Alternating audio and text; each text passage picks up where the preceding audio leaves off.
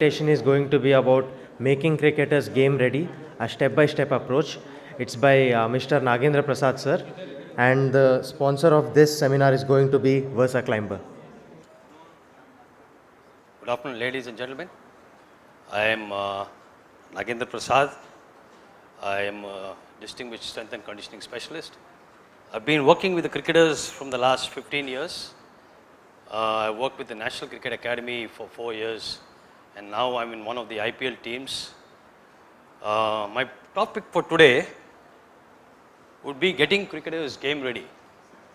Actually, I had to put cricketers because I've been working with cricketers, but this applies to every single athlete in every single sport.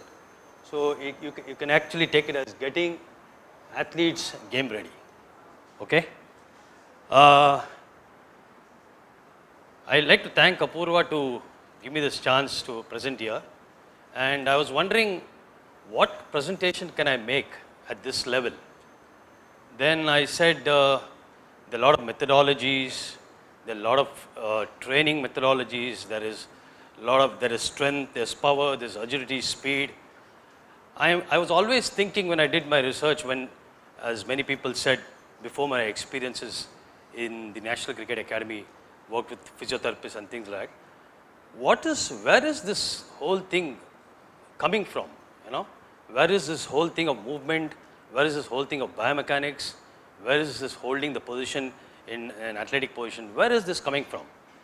Then I just, was researching, and I was a pretty decent athlete. I'm a badminton player. So I was always thinking there has to be something, at the base level in the performance pyramid, where, on the top is your peak performance. So there has to be something at the base which is giving rise to all these other parameters. So I fortunately came across one of the principles that I'm going to deal with today.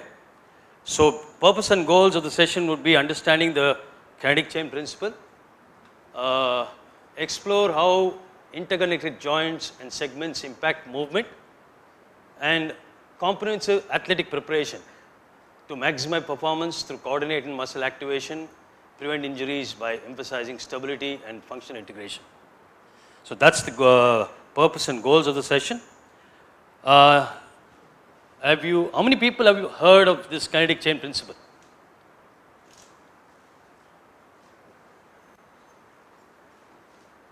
So anybody could tell me in their own words, volunteer, what do you understand by this principle?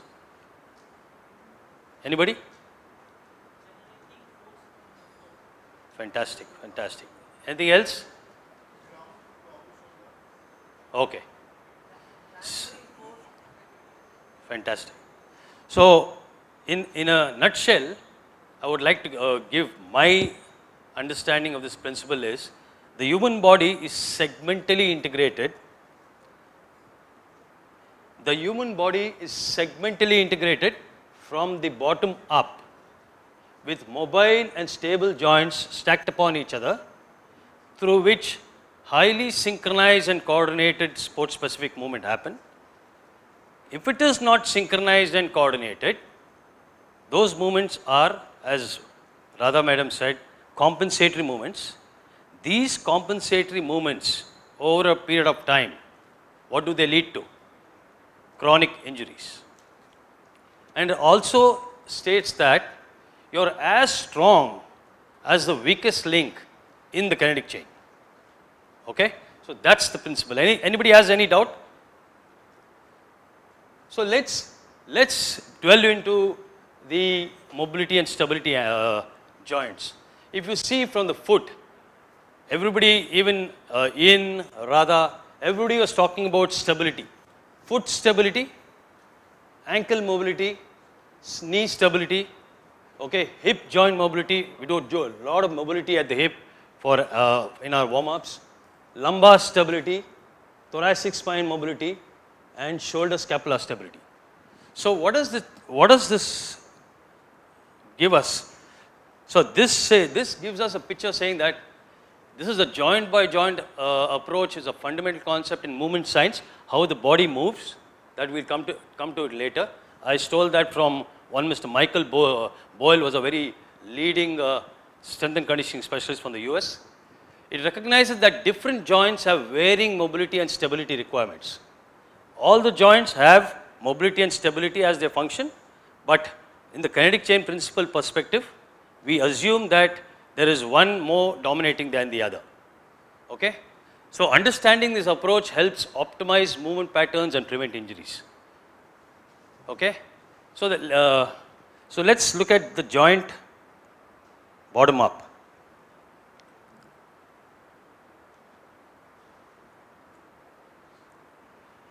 Yeah. Now if you take, in my very first slide, I've put these top 3 sports skills movement as to explain the kinetic chain principle. If you can see the tennis serve, the fast bowler and the pitcher, okay? Somebody is looking very synchronized and coordinated, correct? Somebody is looking very, Ian was trying to say that most of you were not synchronized and coordinated in the beginning. What is the reason behind that? What is the reason behind somebody not being synchronized and coordinated? There are reasons with predisposition of, knock knee, there's predisposition of muscles being weak, strength that is, there is predisposition of mobility not be there at the right place, there is no stability. So that is where, the problem starts. That is where it is non-synchronous and there are compensatory movements happening. So somebody is very synchronized and coordinated. Give me a tennis example. Can somebody give me a tennis serve who's one of the best or one of the most efficiently and most economical? Anybody? Yeah. What's Federer doing than most of the people are not doing? What do you think? Now let's take the joint by joint approach. Yes, 100%. Okay, anything else? You understand what I'm trying to say? Why is somebody so coordinated than the other person? Come on, I want it to be an interactive session. I'm not going to give you names of muscles and it's completely interactive. Okay. So can you see all these 3 movements, okay? Movement mechanics starts from the bottom up. You produce force bottom up in any sport, okay? Can you see these 3 actions? It's all coming from the bottom up. And what did I say? The human body is segmentally integrated bottom up through the foot, okay? Mobile and stable joints, foot, ankle, knee, hip, lumbar spine, thoracic spine and the shoulder, okay?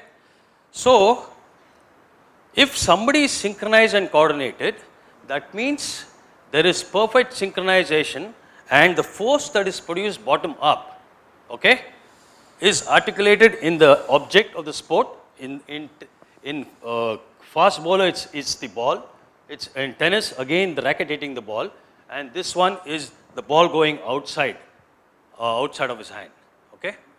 So, if there are weak links, as Radha was saying, what are the weak links? What could be the weak links? You're as strong as your weakest link is what I mentioned. Why would the weak links arise? No, why would a weak link arise? Yeah, as Radha mentioned, there is compensatory movements happening. Why are those compensatory movements happening? The compensatory movements are happening because where there has to be mobility, if that joint is not showing up its good mobility, the joint above or below is getting affected. Correct? So that therefore, that whole synchronization and coordination is not happening. Okay? For example, if you take an action of a fast bowler. It's there like that. Okay? So what am I doing there? How efficiently the body is working? Where can you get that from the synchronized and coordination? Tell me. So the foot is ground up. So the foot is producing force ground up, and the force is transferred through the entire chain, okay? And there is mobility and stability at each joint where it's supposed to be, like I told you about joint by joint approach, and then it is articulated in the hand into the thing. So what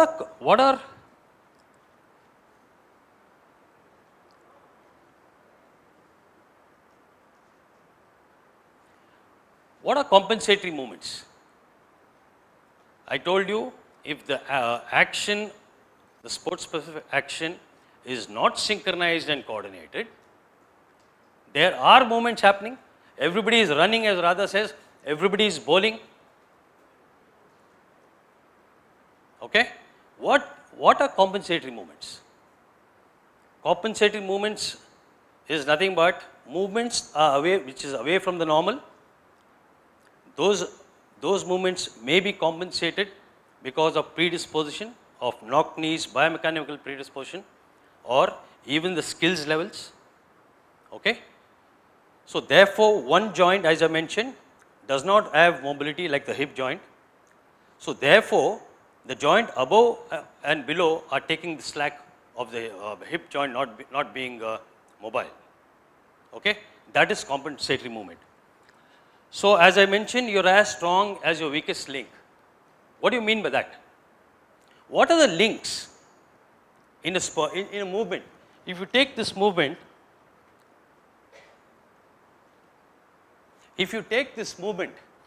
can you see the links that is propelling from the bottom up into the object? What are the links?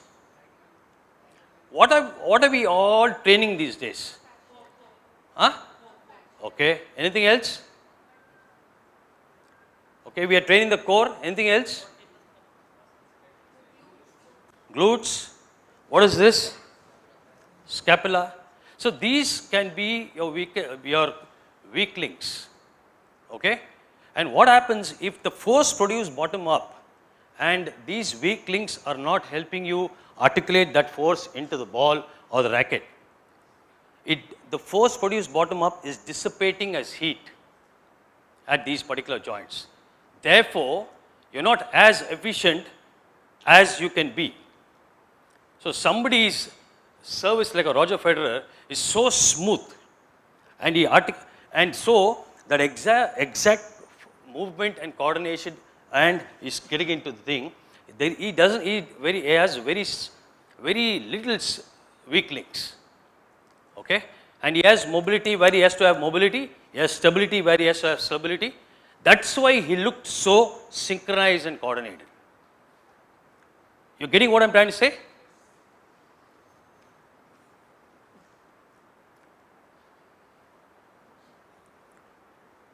Yeah. So, can I have 2 volunteers? Anybody?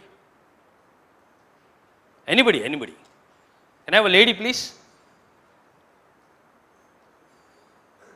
Okay. Please. Okay, what we do as an assessment, okay, and evaluation, we do something called fundamental movement skills testing. Okay? Fundamental movement skills testing from the perspective of an overhead squat, overhead lunges, and hip hinging movement. Okay? Now let's see if both of these people have the same ability to move. Okay? And let's see why the reason that they're not able to move in a particular movement. Okay? So can you give me an example, an overhead squat like that, all the way down? No, yeah, side view, yeah. Good. Give me 5 of that, slowly.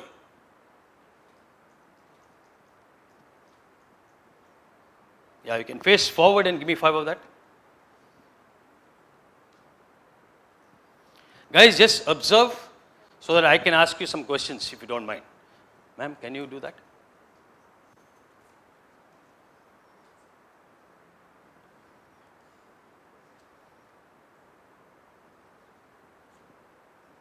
Okay, forwards.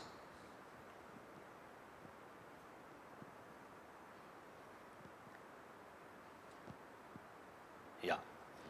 Guys, anything that you noticed in either of squats? Anybody? Yeah, yeah. Okay, okay, okay. Guys, loudly, so everybody is. How do you know it's hip flexor tightness? Okay. So how do you know it's not ankle mobility?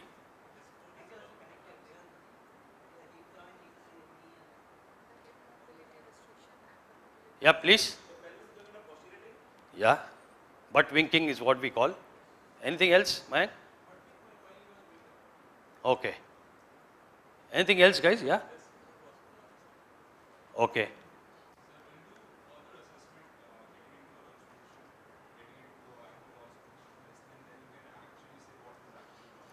Absolutely. We do the DF lunge test. So now, why I say that is, this is the king of movement assessments thing is because it gives an entire body picture. You know, the shoulder flexion, okay, the hip flexion, you know, the ankle mobility, and your scapular stability. That's why I love the overhead squat as a fundamental assessment.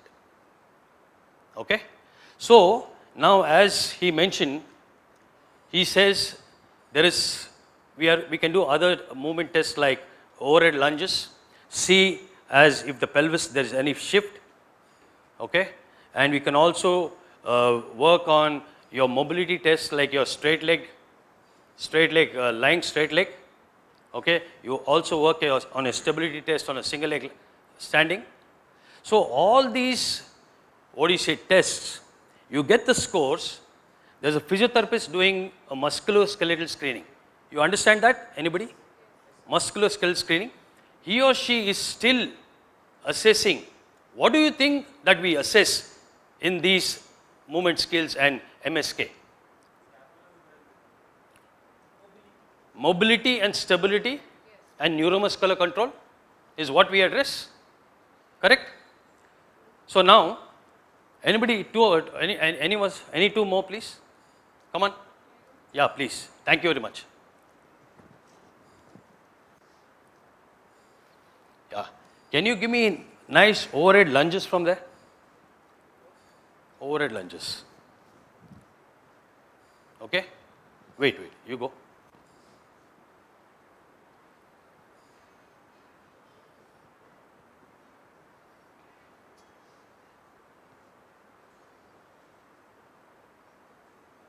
Yeah, please.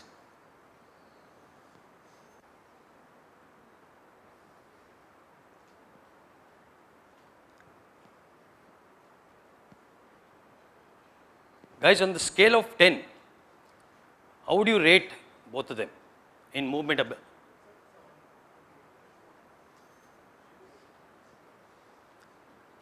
No, now I don't want you to go into too much of ankle mobility, this, that.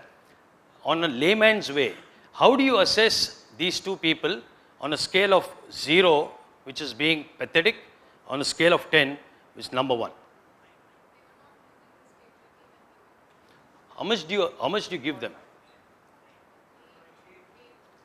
Guys, this is completely an interactive session. So please, if you don't answer wrong, you won't learn. So don't be afraid and hide behind like the last benches. Please talk. I want interaction here. I am not clouding you with too much of information. I am not clouding you with too much muscle, anatomy, this and that.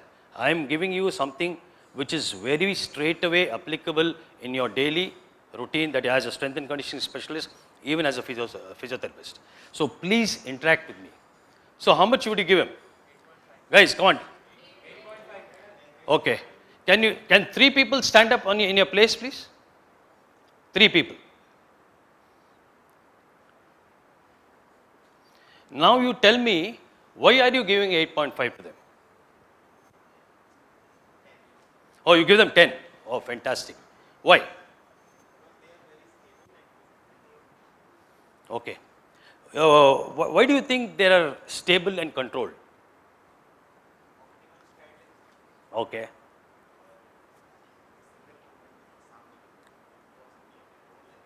Badhiya. Okay. Yes?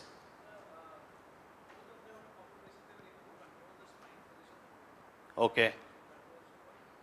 So what do you think the reason would be that they are looking good in this movement? I just told you about that previously. Okay. That's the postural thing. Okay. Okay. That is, you're talking about the upper body. What about the lower body?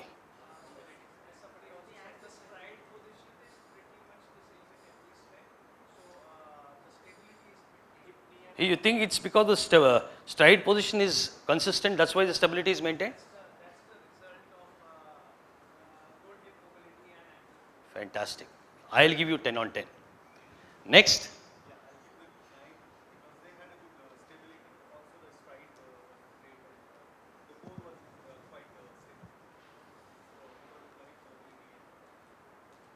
Fantastic. Thank you. Thank you, both of you. So now guys, you see, you understand, you know. So what do we do basically in a team environment is we do our fundamental, our methodology is driven by this fundamental principle of kinetic chain that states that, I told you in the beginning, it's about joints bottom up, force produced from joints bottom up is articulated in your object or sport or whichever it is. Okay? So we assess, we coordinate with the physiotherapist. I, as a strength and conditioning specialist, assess the fundamental movement skills, the stability and the mobility and the neuromuscular control issues. Okay? We amalgamate the two results. Then, all of you have heard of this. It's an in thing now. What is that? No. That is, all of you know about what is foam rolling. What is the heading? Okay, no, not that, boss. The second one. You're not in third standard. What is that? What am I correcting? Okay, good. Why do I need to correct? And why do I need to correct? Why do I say that movement skills and movement assessment is at the rock bottom in a performance pyramid? Okay. One minute.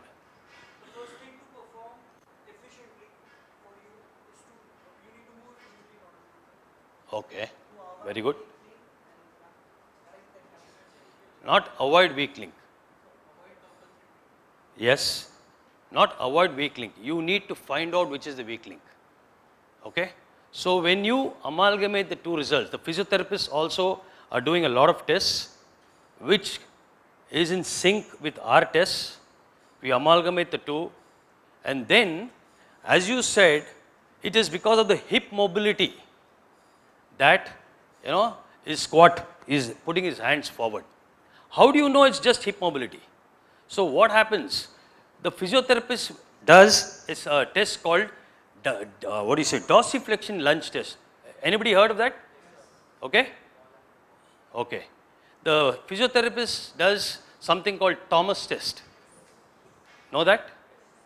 Now, if I'm going to give you my score as a strength and conditioning specialist for the overhead squat, in whatever I can see, just because I'm watching the way he's performing and he has a particular pathway of movement, I don't know which muscle is actually the culprit. Correct? Then the physiotherapist is going to help me. I can get a lot of information from the physiotherapist with the DF lunge test. What is DF lunge test showing me?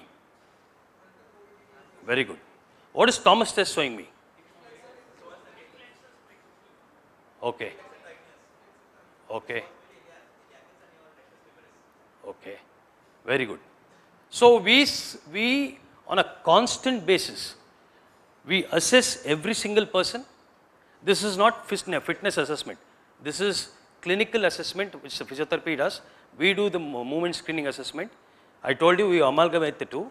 What we do is we suggest and program your corrective exercises as a warm up,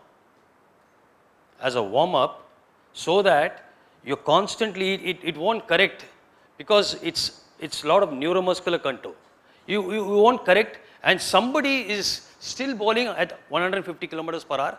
He has a lot of shortcomings from the perspective of movement, from the perspective of mobility, stability. It can't be changed because it's a particular tournament. You have only 2 months with them. So what best that we can do, I will still compromise on your strength levels, because if you're bowling 150 kilometers per hour, you're already strong, okay? You are already bowling there. So what I'm going to do is I'm going to keep you, keep you biomechanically efficient. How can I keep you biomechanically efficient? By keeping the kinetic chain in sync, so that you don't get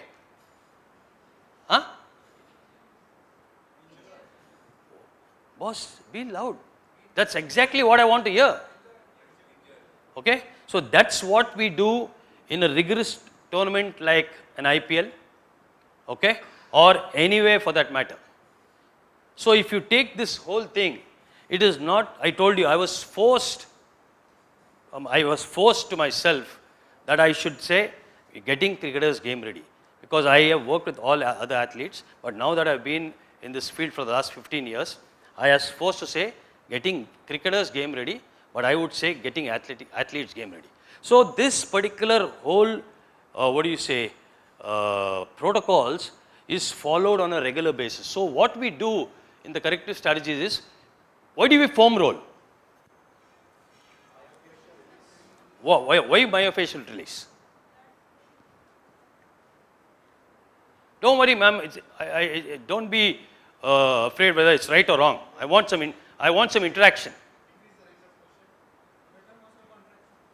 Okay. Then why do we need static stretching? Because there are a lot of tight muscles there. Okay. Tight muscles or weak muscles or unstable joints. What do they lead to? Exactly. And we do dynamic movement preparation after everything. That is a given, everybody knows that. So what we as strength and conditioning specialists do in these kind of vigorous tournament is, that's what I do actually. That's what my role in my IPL team is, to keep them mobile and stable, efficient in their kinetic chain links, okay, so that they don't go to the physiotherapists as much as possible, okay, as much as possible from, unless it is an on-field injury or unless it is a freak injury. The physiotherapist will be very happy with a guy like me, because I won't send the athletes to them. It is very different in if she's running a clinic or he's running a clinic. They'll curse me. Correct? Okay? So that is what I wanted to present, and this is the fundamental concept which gives rise to this joint by joint approach, and the synchronization, the movement that happens in sync. Okay, the force produced bottom up is transferred up into the object or the whichever thing in that particular sport. Okay, so that is what I wanted to put across. No muscle name, no this, no that, so that you can start. Everybody does this. Everybody. How many of you do all of this? Now tell me honestly, keep your hands down. How many of you did this because you know what I said today? Up, up, up, up, up. Okay, fantastic. So now we have all these people, what I'm giving you, you've learned something, go research. See, I can do only this much in this particular time. Go research of what I'm trying to say, okay? It's not rocket science, it's available all over the net, okay? See, understand that principle.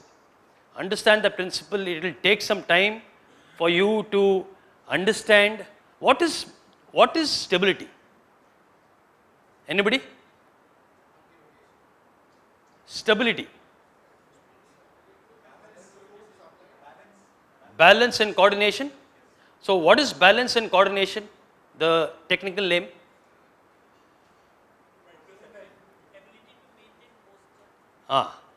So if I am standing like this, yeah, what is that technical word? Yeah. Proprioception, neuromuscular, motor unit, recruitment of motor unit. Correct? So please get into whatever you are. You see, that's what I'm saying, no? Why I wanted to do something like this is a universal thing. Whether you're playing football, whether you're playing badminton. Now, for example, Ian made them do something. Okay, what did he do? He was throwing the ball and they were catching, somebody was catching like this. Okay, then slowly he mentioned that, you need to get into the athletic position. There were two people who had never got into athletic position. Now you understand why they were not got into the athletic position? Why? One is they have not done the movement at all. Second one is there will definitely be shortcomings in the kinetic chain, either in the form of mobility, either in the form of stability, or either in the form of muscle weakness, correct? So that is what I want you to start inculcating in your assessments, okay? This is what I want you to inculcate in your preparation. So I feel the preparation is the fundamental thing of athletic performance. We all know about strength, speed, agility, Olympic lifting, blah, blah, blah, blah. But where does the preparation is rock bottom. This is the base, okay? So give importance to preparation. Preparation is just not warm up. All that is over, where you say you increase your heart rate, you break a light sweat, that level of thing is over, okay? Now let's get into the next level. See, that's how we progress. That's how we progress as SNCs. I could do very well and come to the stage where I am today is only because I work with world-class physiotherapists. And those world-class physiotherapists put me to such shame that I nearly gave up this profession. Why? Because they are irritated with us that I'm getting athletes injured like left, right and center. And I'm thinking, I'm doing my best, boss, he is strong. But I never thought about this principle. I never thought about somebody being mobile is very important. Somebody being stable is very important. What is neuromuscular control? So just do your homework, give it a good shot. My information is always there, okay? Any help, I am there. But please use this and apply it from tomorrow, okay? In your profession, whether you see, now you understand, whoever you're training, even if he or she is a weekend warrior, or even if you're training an adult, so like a 60-year-old person, what do you need? The base necessity. Movement preparation. Preparation. It's a rock bottom. If you're not synchronized and coordinated, okay, for various reasons that I just spoke about, okay, if I keep on adding strength to that, what will happen? You will break down, correct? So a dysfunction body, if I keep adding strength and I'm expecting you to produce power and expecting you to exhibit your skills at the best of your abilities, okay, how can I expect that? You have a major issue. So if you don't address those issues, you're not going to make a difference in their performance. See, performance, everybody says, I'm a performance trainer. You cannot be a performance trainer. I cannot be a performance trainer. I can be a strength and conditioning specialist who can make a difference in your performance from the physical perspective. Correct? Because any sport is a game of skill. Correct? How many of you agree there? Everything is a game of skill. All I can do, if you're a fitter athlete, you can perform your skill at the best of your abilities. You can perform it economically. There is longevity in your sport. These are the important things. Okay? So, any questions, please? Yeah, sir.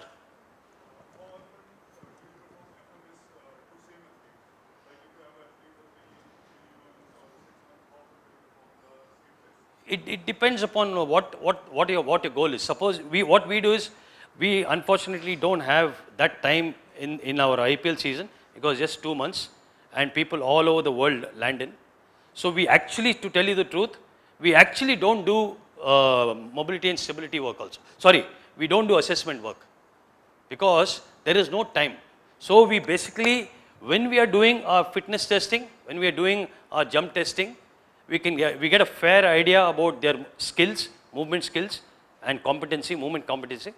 Then we give them the programs, but I told you I am responsible for their preparation and I am responsible for their recovery. So in an ideal environment, what you can do is, if there is a camp for 2 months, camp, not a tournament, you can pre-test this, you can test in the middle of the season and you can test post. So you'll definitely amalgamate everything and you see where the athlete is. So it's an ideal place to be in. Yeah.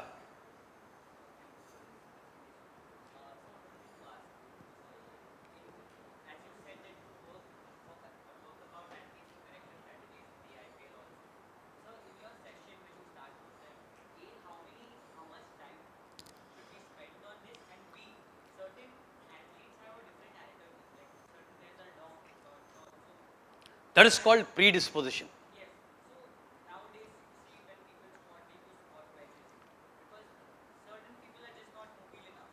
So do you support that as well? 100%. 100%. Because if you need to build strength, you need strength. You have to sustain the vigors of the IPL. You need strength. You know. So what we do is we periodize in such a way that we are addressing all parameters. But one parameter which is non-compromised is preparation. And preparation is inclusive of all these things that I said.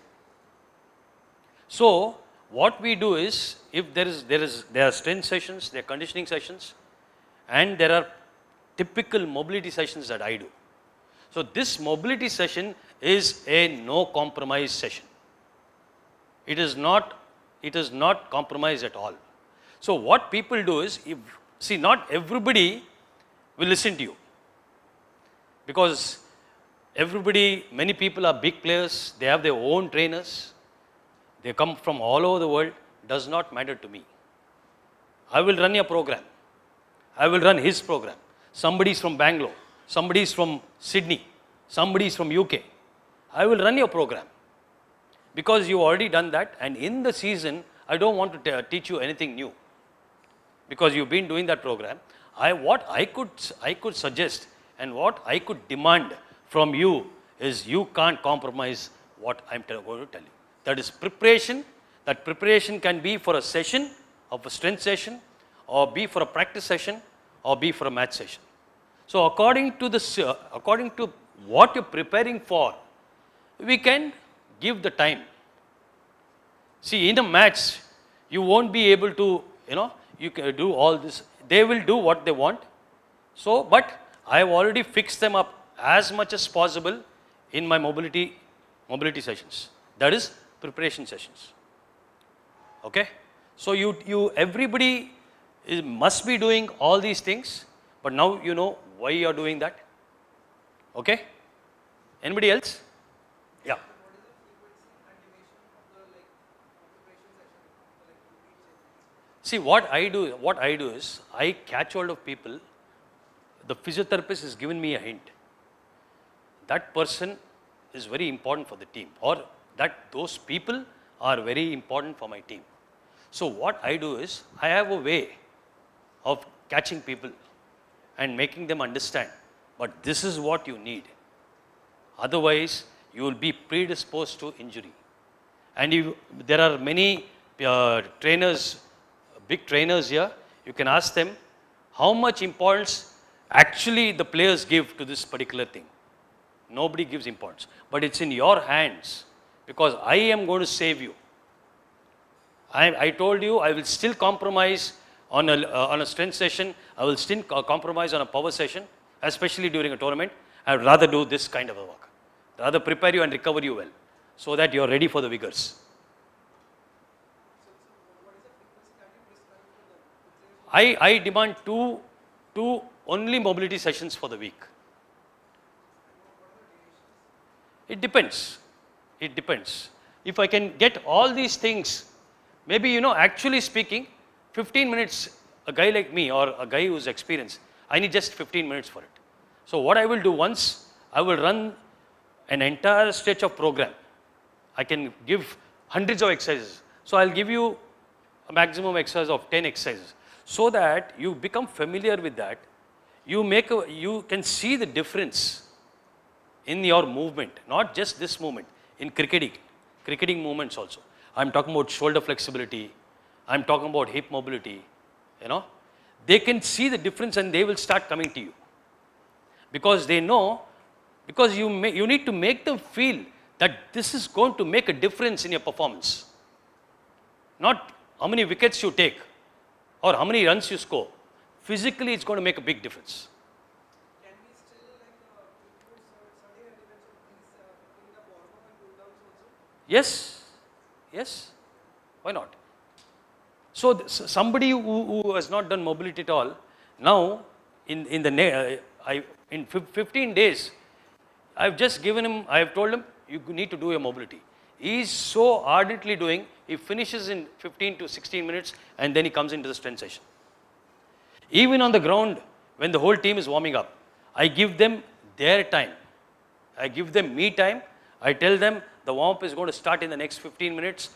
This is your time. So everybody who knows the importance of it and who has felt the difference in their performance, automatically do their foam rolling, they do their stretching, the band stretching, and the mobility stuff, and then they're ready to come and actually do the dynamic preparation on the field. Yes?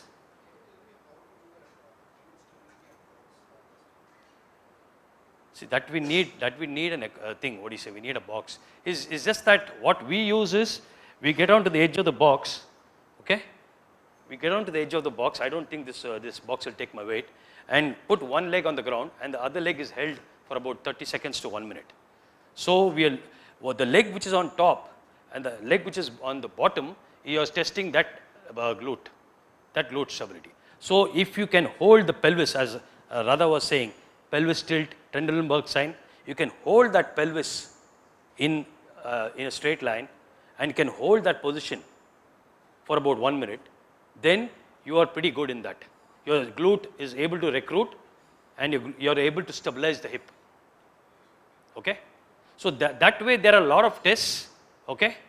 Apurva, what can I do with that? That they want some stuff from my side.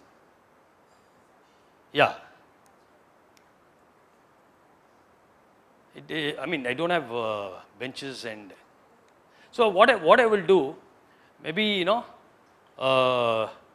you guys can make a group, and I can keep constantly giving you some stuff. Yeah. Okay. Okay. I can do that. Yes.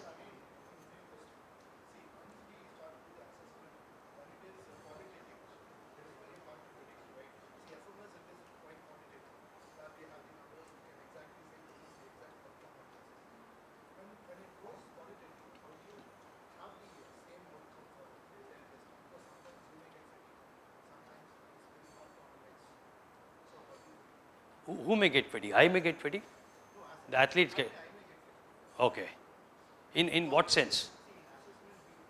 No, come again, slowly. Correct.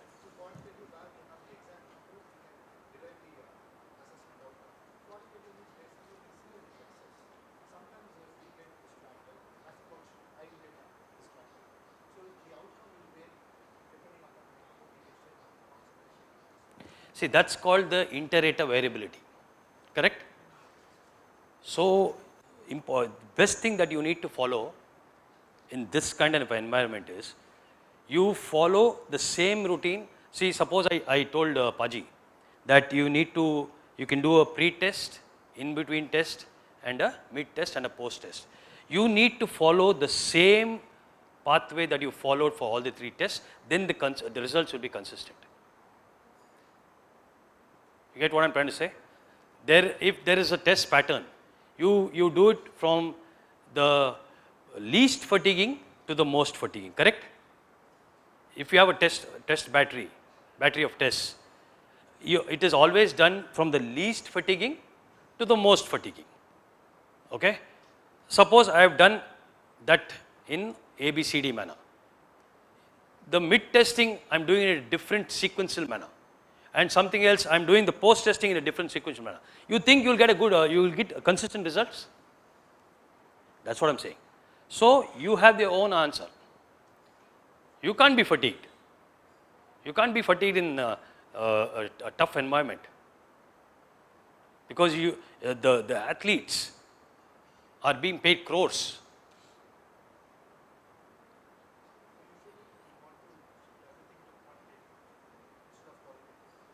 No, if the movement, how would you put a metric?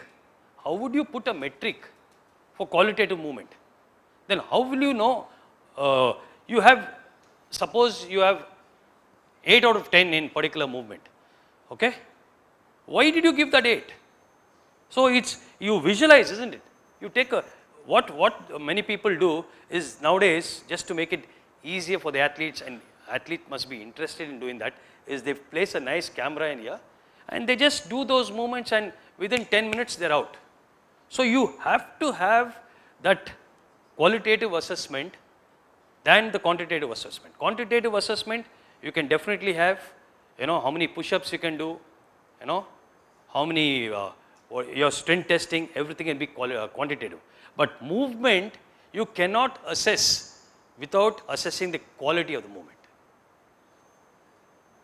And that quality of the movement, when you are giving 8 out of 10, then we will bring in quantitative.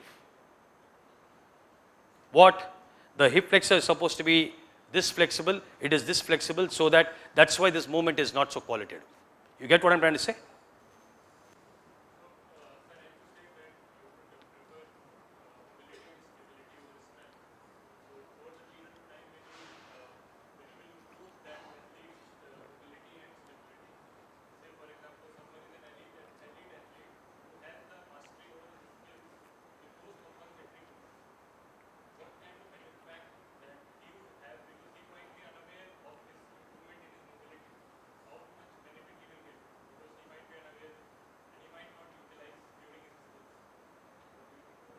See, from my side, I am being safe.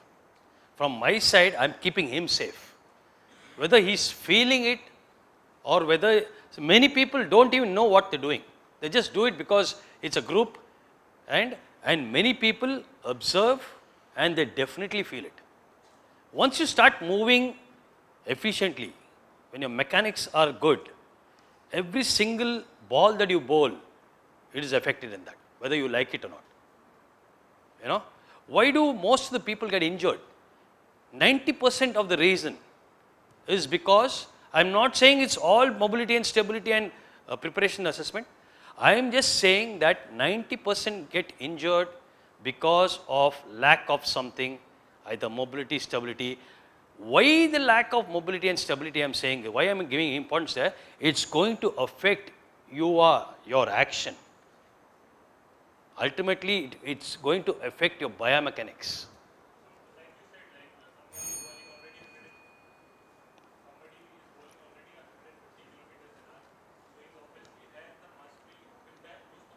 Exactly. I know where they're coming from.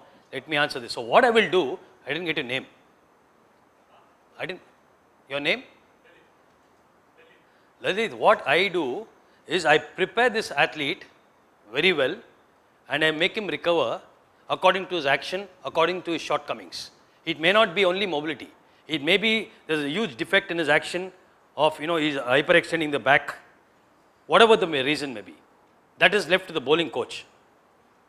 So if the athlete is complaining to me that he has XYZ problems every time he bowls, then we will sit with the physio, get to know where the problem is coming from, and then we'll do what is needed. Last one, please.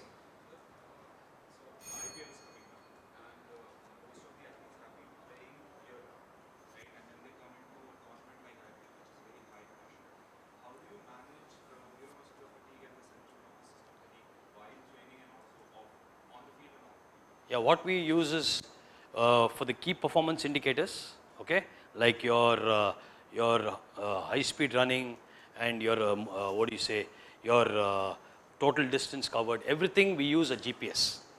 We use a GPS. All the information is got from that. So we have got information about 8 people, and we see the total overall load, and we will tweak the program according to that. Suppose he has to play a match. I won't stress him today because he's hitting the red zone already. He's hit the red zone already. So that is one thing. And of course, preparation, recovery, all this is taken care of. Thank you, guys.